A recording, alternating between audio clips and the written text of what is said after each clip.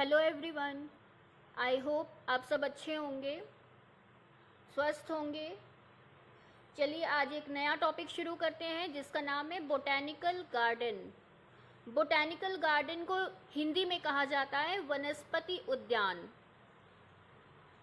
तो botanical garden क्या होता है, ये हमारा क्लास 11 का पहला ही चैप्टर है जो हम लोग इसमें नया टॉपिक पढ़ रहे हैं।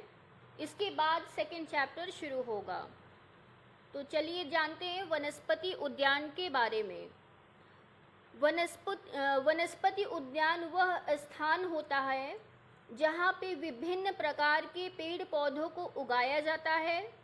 और किस लिए उगाया जाता है? उनका संरक्षण करने के लिए, आम जनता में जागृति व शिक्षा एवं मनोरंजन के लिए। यानी कि ऐसा स्थान जहाँ पे अनेक प्रकार के पेड़ पौधे उगाए जाते हैं, रिसर्च के लिए, ठीक है, एजुकेशन के लिए, आम जनता में शिक्षा के लिए, स्वस्थ मनोरंजन के लिए। तो ऐसे स्थान को हम लोग बोटैनिकल गार्डन या वनस्पति उद्यान कहते हैं। और देखिए यहाँ पे अगर आप कभी घूमने जाते हैं तो देखे होंगे कि वहाँ पे पौधे लगे रहते हैं और पौधों पे टैग लगा होता है, स्लिप लगा होता है। अगर उस स्लिप को आप देखेंगे तो उस स्लिप पर उस पौधे का नाम लिखा होगा, साइंटिफिक नाम लिखा होगा, उसका उपयोग लिखा होगा। तो बहुत ही अच्छी जगह होती है जानकारी प्राप्त करने के लिए पेड़ पौधों के बारे में। तो ऐसे ही स्थान को हम बोटैनिकल गार्डन या वनस्पति उद्यान कहते हैं। देखिए मैंने इंग्लिश में भी यहाँ पे लिखा हुआ है जिससे परेशानी ना हो किसी प्रकार की। The place where plants are grown for research, conservation, education, entertainment etcetera is known as botanical garden. और देखिए यहाँ पे पौधों को संरक्षित भी किया जाता है क्योंकि अनेक दुर्लभ प्रजाति के पौधे होते हैं जो जंगलों में नष्ट हो जाते हैं। तो उन पौधों को ला करके यहाँ पे संरक्षित किया जाता है जिससे निकट भविष्य में हम उनके बारे में जान सके। तो ऐसे ही जगह को वनस्पति उद्यान कहते हैं। अब देखिए मैंने यहाँ पे लिखा है वनस्पतिक उद्यान का महत्व, सिग्निफिकेंस ऑफ बोटैनिकल गार्डन। क्या जरूरत है, क्या महत्व है वनस्पति उद्यान का? सबसे पहला, पादपों का बाह्य संरक्षण। पादपों का बाह्य संरक्षण इंग्लिश में से कहा जाता है एक्स साइटू कंजर्वेशन। अब देखिए बाह्य संरक्षण या एक्स साइटू कंजर्वेशन होता क्या है? जब भी किसी पौधे को उसके प्राकृतिक आवास में से निकाल करके दूसरी जगह पे ला करके उसको लगाया जाता है, संरक्षित किया जाता है, तो उस प्रकार के संरक्षण को हम लोग कहते हैं बाह्य संरक्षण या एक्स साइटू कंजर्वेशन। यानी कि पौधे के प्राकृतिक आवास में से निकालकर उसे दूसरे स्थान पर ला करके लगाना, उसे कहते हैं बाह्य संरक्षण या एक्स साइटू कंजर्वेशन। और दूसरा होता है इन साइटू कंजर्वेशन, यानी कि पौधे जिस स्थान पे रहते हैं उसी स्थान, उस पूरे स्थान को ही संरक्षित घोषित कर देना। तो इस तरह से क्या होता है, पौधे अपने प्राकृतिक आवास में ही सुरक्षित हो जाते हैं। जब पौधे अपने प्राकृतिक आवास में सुरक्षित हो जाते हैं तो उसे एक्स इन साइटू कंजर्वेशन कहते हैं।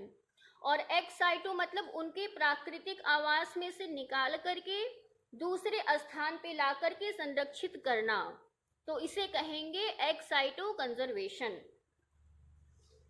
अब दूसरा महत्व देखते हैं क्या है। स्वस्थ मनोरंजन एवं सौंदर्य बोध, हेल्दी रिक्रिएशन एंड एस्थेटिक्स। अगर आप ऐसी जगह पे जाएंगे तो आपको बहुत ही जानकारी प्राप्त होगी, साथ ही साथ आपका मनोरंजन भी होगा और सौंदर्य बोध भी होगा, क्योंकि ऐसी जगह बहुत ही खूबसूरत लगती है देखने में जहाँ पे बहुत ही अच्छे अच्छे पेड़ पौधे फूल वगैरह होते हैं। तो अगर आप ऐसी जगह पे जाते हैं तो आपका बहुत ही मनोरंजन होगा और सौंदर्य दर्शन भी होगा। तीसरा है अध्ययन, प्रशिक्षण, कार्यस्थल शिक्षण। ऑन साइट टीचिंग, अगर आप ऐसी जगह पे जाते हैं तो रिसर्च भी कर सकते हैं। अनेक दुर्लभ प्रजाति के पौधे यानी कि रेयर स्पीशीज की आप जानकारी प्राप्त कर सकते हैं, उन्हें आप प्रैक्टिकली देख सकते हैं। ठीक है। चौथा है पारिस्थितिक भूमिका।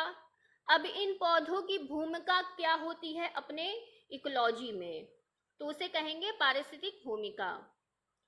चलिए अब आगे देखते हैं कुछ प्रमुख वनस्पति स्थल, यानी कि देश और विदेशों में कौन कौन से जगह है। देखिए, पहला है रॉयल बोटेनिकल गार्डन, ये है लंदन में। ठीक है। दूसरा है न्यूयॉर्क बोटेनिकल गार्डन, ये यूएसए में है। देखिए, हिंदी और इंग्लिश दोनों में लिखा हुआ है। अगर आप चाहें तो इसका स्क्रीनशॉट लेकर के नोट्स बना सकते हैं। ठीक है। स्क्रीनशॉट लेने से क्या होगा, आपका नोट्स तैयार हो जाएगा और इसका आप पीडीएफ बना सकते हैं। तीसरा है इंडियन बोटेनिकल गार्डन कोलकाता, ये इंडिया का बहुत ही फेमस बोटेनिकल गार्डन है जो कोलकाता में है। चौथा है नेशनल बोटेनिकल गार्डन लखनऊ, ये भी बहुत अच्छा बोटेनिकल गार्डन है। इसके अलावा लॉयड बोटेनिकल गार्डन, ये दार्जिलिंग में है। ठीक है। तो ये सभी भारत के कुछ प्रमुख बोटेनिकल गार्डन हैं। इसके बाद आएगा प्राणी उपवन अथवा चिड़ियाघर। प्राणी उपवन अथवा चिड़ियाघर, इसे इंग्लिश में कहेंगे जूलॉजिकल पार्क। अब जूलॉजिकल पार्क क्या होता है, ये ऐसा स्थान होता है जहाँ पे अनेक जीव जंतुओं को चार दीवारी के अंदर कृत्रिम आवास जैसी परिस्थितियां बना करके आम जनता के अवलोकन हेतु रखा जाता है। यानी कि ऐसी जगह जहां पे जंतुओं को एक फिक्स जगह में रखा जाता है ताकि आम जनता जाकर के वहां पे अपना मनोरंजन कर सके, उनके बारे में जानकारी प्राप्त कर सके। और दूसरी बात यह है कि इन जंतुओं का पूरा ख्याल रखा जाता है, उनके खाने पीने का, ब्रीडिंग का, हर चीज़ का बहुत ही वहाँ पे ख्याल रखा जाता है। इंग्लिश में अगर बोलें तो क्या होगा, the place where animals are kept, यहाँ पे लिख लीजिएगा where, the place where animals are kept within enclosure displayed to public and may be used for study.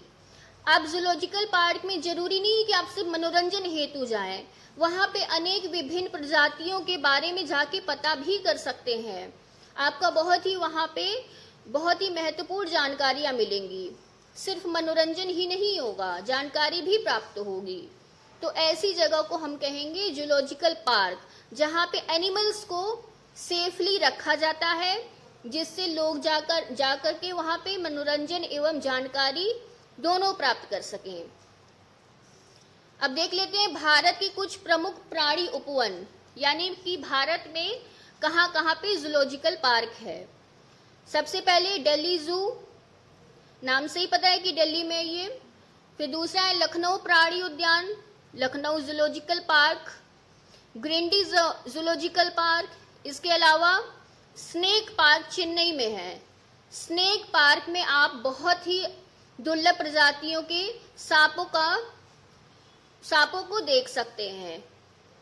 ऐसे सांप जो आमतौर पे सामान्य जगहों पे नहीं पाए जाते हैं, लेकिन इस स्नेक पार्क में आप देखेंगे, बहुत अच्छी जगह है, कभी आप जाइएगा जरूर। वहाँ पे शीशे के अंदर सांपों को रखा गया है और सांपों को प्राकृतिक आवाज भी दिया गया है, यानी कि वहाँ पे पेड़ पौधे भी हैं और सांप आराम से वहाँ रहते हैं। तो ये स्नेक पार्क है चेन्नई, बहुत ही अच्छी जगह है ये। फिर अब आगे बढ़ते हैं, अगला हेडिंग है संग्रहालय। संग्रहालय को म्यूजियम भी कहा जाता है। अब संग्रहालय ऐसी जगह होती है या ऐसा भवन होता है, ऐसी बिल्डिंग होती है जिसमें प्लांट्स और एनिमल्स के परिरक्षित नमूनों को आम जनता व अध्ययन हेतु संग्रहित किया जाता है। देखिए, जो पौधों के जो अवशेष होते हैं, रिमेनिंग्स होते हैं, और जंतुओं के जो रिमेनिंग्स होते हैं, यानी कि पादप और जंतु जब मृत हो जाते हैं तो उनके जो पार्ट बचे रह जाते हैं उन चीज़ों को सुरक्षित रखा जाता है। जैसे कि आप जानते हैं कि डायनासोर का स्केलेटन रखा गया है, डायनासोर का कंकाल वहाँ पे रखा गया है, जिससे आम जनता वे बच्चे भी जाकर के अपना जानकारी बढ़ा सके। और पादप और जंतु के अंगों को कैसे रखते हैं? जार में रखते हैं। एक केमिकल आता है जिसका नाम है फॉर्मेलिन, तो फॉर्मेलिन डाल करके उन जंतुओं के अंगों को सुरक्षित रखा जाता है। ठीक है, तो जीवाश्म यानी कि फॉसिल्स आप जाकर देख सकते हैं। इसके अलावा आप क्या देख सकते हैं? जंतुओं के अंडे, घोंसले, पंख, इन सभी चीजों को भी सुरक्षित रखा गया है। फिर कुछ मॉडल्स भी रखे गए हैं, चार्ट भी रखे गए हैं, तो इन सभी चीजों को म्यूजियम में रखा जाता है। जो पुरानी कीमती चीजें होती हैं, जिनकी वैल्यू बहुत ज्यादा होती है, उन चीजों को म्यूजियम में सुरक्षित रखा गया है। अब देख लेते हैं कहाँ कहाँ पे म्यूजियम है भारत में। सबसे पहला नेशनल म्यूजियम, ये दिल्ली में है। दूसरा इंडियन म्यूजियम, ये कोलकाता में है। इसके बाद छत्रपति शिवाजी म्यूजियम मुंबई में है, यानी कि महाराष्ट्र में। विक्टोरिया मेमोरियल, ये कोलकाता में है। तो ये सभी म्यूजियम है जो भारत में है। तो इसका आप चाहिए तो स्क्रीनशॉट ले सकते हो, नोट्स बना सकते हैं। तो यहाँ तक हमारा आज तक पहला चैप्टर खत्म हो गया बायो में।